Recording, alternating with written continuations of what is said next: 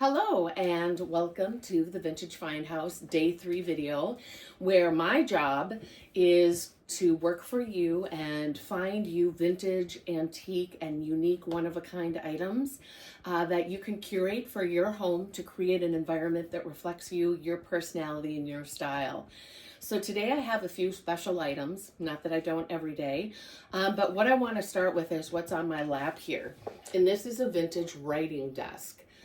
Essentially what you do is if you traveled back in the 1800s, you would have this that you traveled with. You know, you think your laptop weighs a lot. Yeah, no, I don't think so. But there are special compartments in here. There is this little compartment that has place for you to put your files, to put paperwork, etc. that closes up. And this here, this is leather. Embossed with a gold foil. Then there is 2 ink wells that are still here, and there's still, I don't know if you can see here, but there's still some remnants of ink in it. There is also a little compartment that has a calligraphy pen in it for said ink wells. This is a little precarious, me doing it like this, but there's also a nice little compartment for storage on top. There's another one on bottom.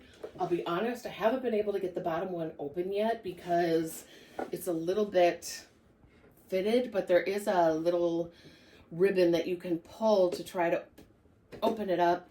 I just didn't want to pry it or force it, so I haven't opened it. But the unique thing about this is that on top, there is a brass inlay, and in the front there's a brass inlay. I do not have the key, but as you can see here, it is inscribed. It is inscribed to the date 1897 on the 29th of December.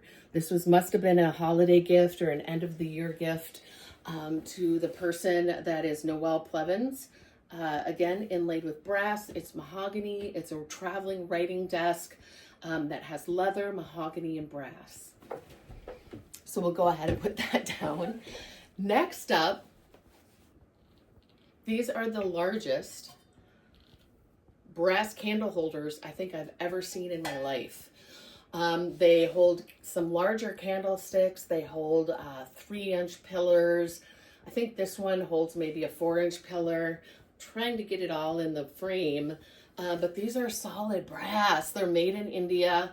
I left the vintage patina on here. You can shine them up if you want. I personally love a vintage patina on my brass. It shows the age.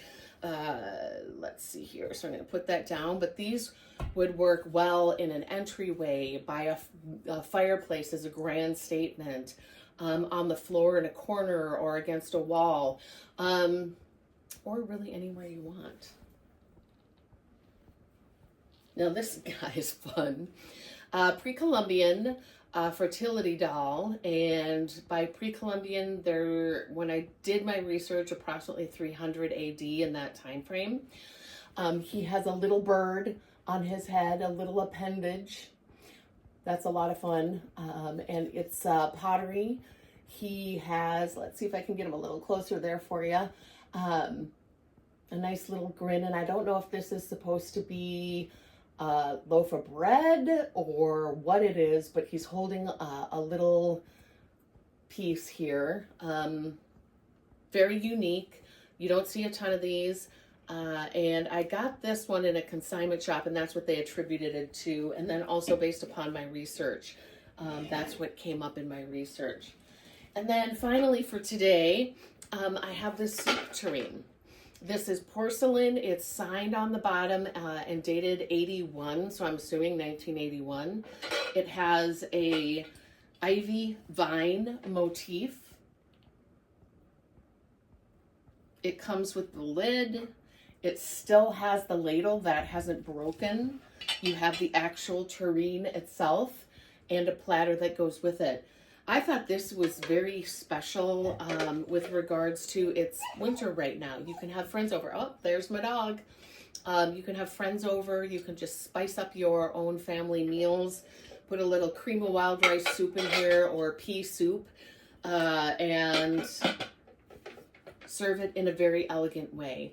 This would make a nice heirloom piece. It would make a nice gift for someone, a hostess gift, and the like. So, you know, it's hard. One of the things about doing this job is that I like everything that I buy, and I would love to keep it all, but my house is only so big, so I can't. You can kind of see behind me, I love my art, and I have a lot of art up on the wall. The reason why I do that is I know a lot of people that are artists. I've traveled a lot, and I've even found some unique pieces while out thrifting, and I just can't give them up. Eventually, some of these will probably go up for sale, but for now, they're mine. If you have any questions or need any additional photos, please feel free to comment below. I don't know. I think that's it.